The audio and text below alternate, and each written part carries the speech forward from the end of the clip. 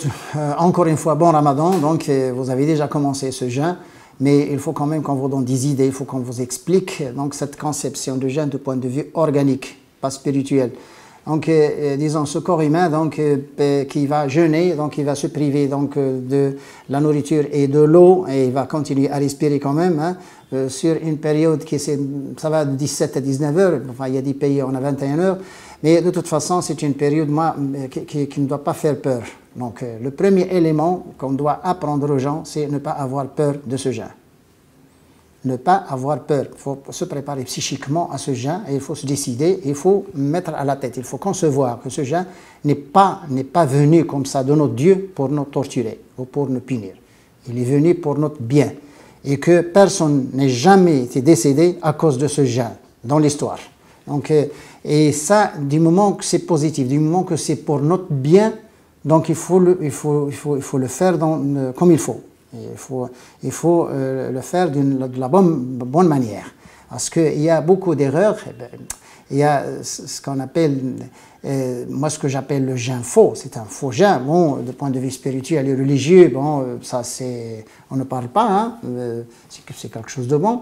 Mais bon, c'est validé, hein, c'est pas accepté. On ne sait pas si c'est accepté ou pas parce que c'est Dieu qui accepte. Nous, on ne peut pas dire que c'est accepté ou pas. Mais de toute façon, c'est un jeûne validé quand vous ne faites pas les choses dans le Coran, là, dans vos quand même, qui sont prohibés à le faire. Ça, votre jeûne, bon, ça passe. Mais de point de vue santé, c'est-à-dire, disons, aspect santé, le jeûne peut être faux, complètement faux. Parce que si on jeûne 19h, 18h, 19h, 20h, si on jeûne toute cette période, et puis la nuit, on mange 3 fois ou 5 fois pendant la nuit, et on mange des gros repas, enfin des repas gras, ça veut dire que on a transposé donc l'activité de la journée à la nuit, et c'est tout. On n'a rien fait. Donc il faut que la nuit reste la nuit, le jour reste le jour. Il faut que l'activité reste et toutes les choses restent comme ils étaient.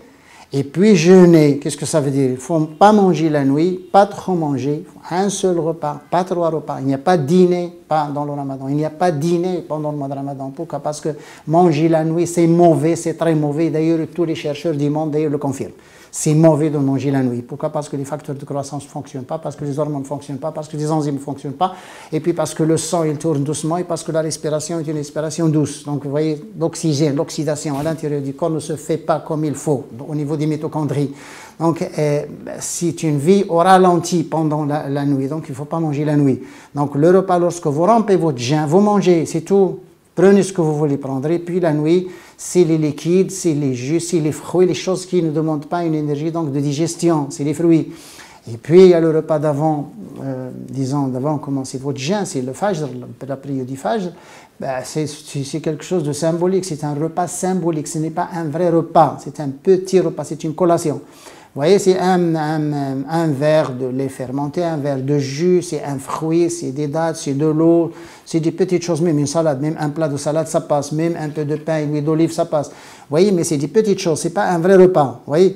Et la nuit, vous vous reposez la nuit, tout comme les autres mois, vous reposez la nuit, et puis la journée, la même activité que les autres mois, la même activité, ne diminuez pas votre activité pendant le Ramadan, pour obliger le corps d'ailleurs à puiser ce qu'il a cumulé comme toxique.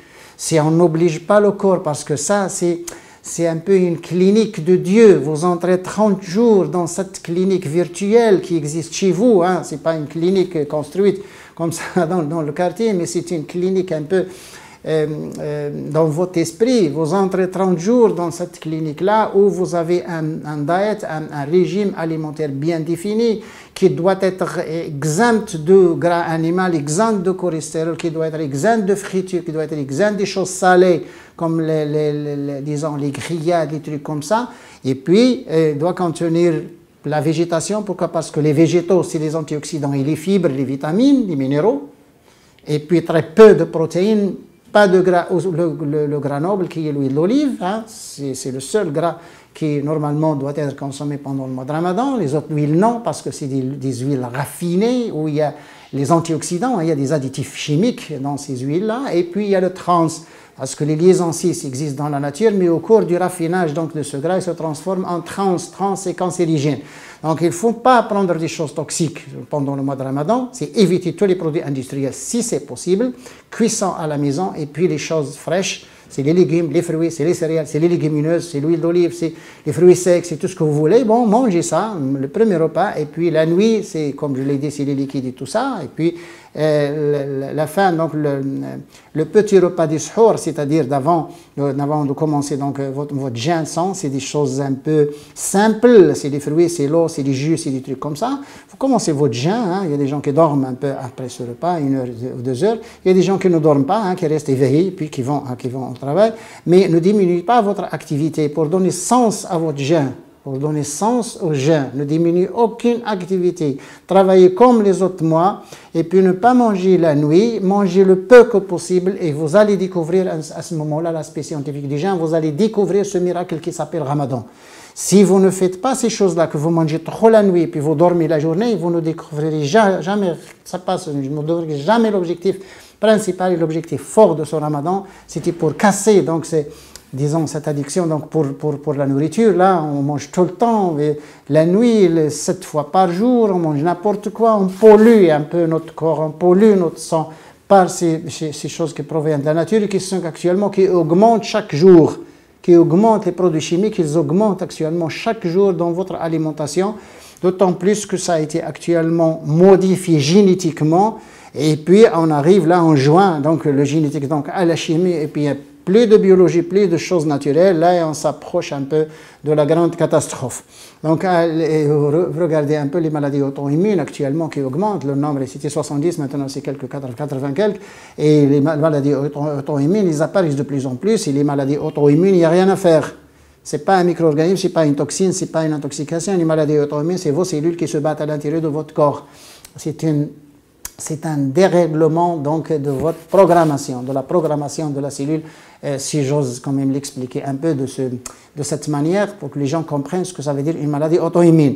Et puis comprendre l'objectif, les objectifs donc, principaux donc, de ce jeûne, de ce Ramadan. Ce n'est pas uniquement, disons, une obéissance à Dieu et puis on fait ça pour Dieu et puis vous oubliez votre corps. Non, on obéit à Dieu, c'est un pilier de l'islam et tout ça. On répond à notre Dieu, hein, on répond positivement à notre Dieu, on demande à notre Dieu de nous pardonner. Ça, c'est choses à ne pas discuter, d'ailleurs, c'est dans toutes les religions, et d'ailleurs, c'est le fort, d'ailleurs, de l'effort des valeurs universelles de l'homme. Ça fait partie des valeurs universelles. Ce n'est pas uniquement le religion, mais l'humanité, donc, même sans religion, il a des valeurs universelles. Et ces valeurs universelles, il existe dans cette créature de Dieu, parce que Dieu a soufflé dans cette créature. Et bien sûr, elles sont les mêmes de toute façon avec religion, sans religion, mais avec religion, c'est mieux, parce qu'au moins, c'est une reconnaissance à Dieu. Et bien sûr, quand vous communiquez directement à votre créateur, donc c'est encore mieux. Il n'y a pas d'intermédiaire. Il n'y a pas d'intermédiaire. Demandez directement à votre Dieu qu'il vous guide. Demandez ce que vous voulez directement à votre Dieu. Directement, sans dire à personne, hein, même sans le prononcer. Comme ça, à l'intérieur de votre instinct. Et vous pouvez donc communiquer directement à votre Dieu. Ça, c'est l'avantage de notre islam. Il n'y a pas d'intermédiaire. Il n'y a pas d'intermédiaire chez nous. Il n'y a pas d'intermédiaire. Demandez ce que vous voulez à votre Dieu directement. Et là, ce jeûne-là est venu d'ailleurs pour un peu péjorifier, pour montrer un peu cette relation, parce qu'on ne reste pas comme ça, bon, on prie Dieu et c'est tout. Non, on prie Dieu, oui, mais on a des choses qui sont bénéfiques dans ces choses-là. Et d'ailleurs, c'est ça qui donne sens à la religion. Si on voit que cette chose-là n'a pas d'impact sur notre santé, le jeûne n'a pas d'impact sur notre santé, c'est que ça se voit mal, ça se conçoit mal d'ailleurs. Il faut quand même qu'on sent ça, il faut sentir donc ce jeûne dans votre corps. Il faut que vous ayez des choses qui s'éliminent, il faut rejeter donc ces lithiases rénales.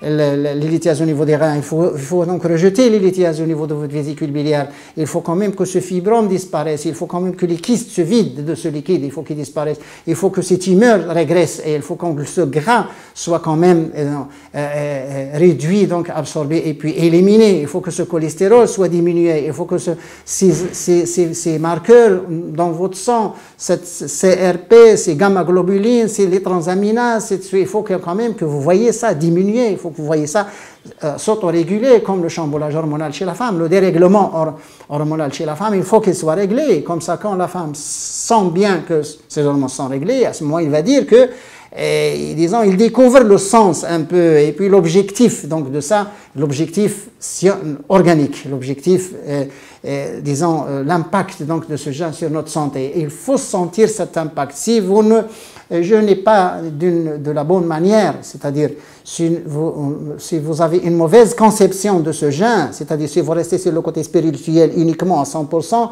et que vous ne sortez pas un peu pour découvrir donc qu'il y a deux parallèles, donc attention, il y a l'aspect organique, il y a l'aspect spirituel, donc ils se joignent, il faut qu'ils se joignent, d'ailleurs il faut qu'ils se correspondent. S'il n'y a pas ça, donc c'est qu'il y a quelque chose d'aberrant, on comprend mal un peu ces choses-là. Vous voyez, il faut aller à découvrir ce miracle, il faut aller à le sentir, et il faut sentir cet impact sur votre santé. Si vous ne le sentez pas, ça veut dire que vous avez fait un faux jeûne. Votre jeûne est faux, il n'est pas fait de la bonne manière. Du point de vue spirituel, il est bon, du point de vue spirituel, d'ailleurs, ça c'est à ne pas discuter, mais disons, pour vous, il y a quand même quelque chose qui ne va pas. Donc, vous n'avez pas bien conçu donc, ce jeûne et vous n'avez pas bien suivi comment il faut le faire, donc, du point de vue organique, et pour que vous sentiez un peu la répercussion sur votre santé et l'impact surtout sur votre santé. Donc, un autre épisode, Inch'Allah. Assalamu alaikum wa rahmatullahi wa barakatuh.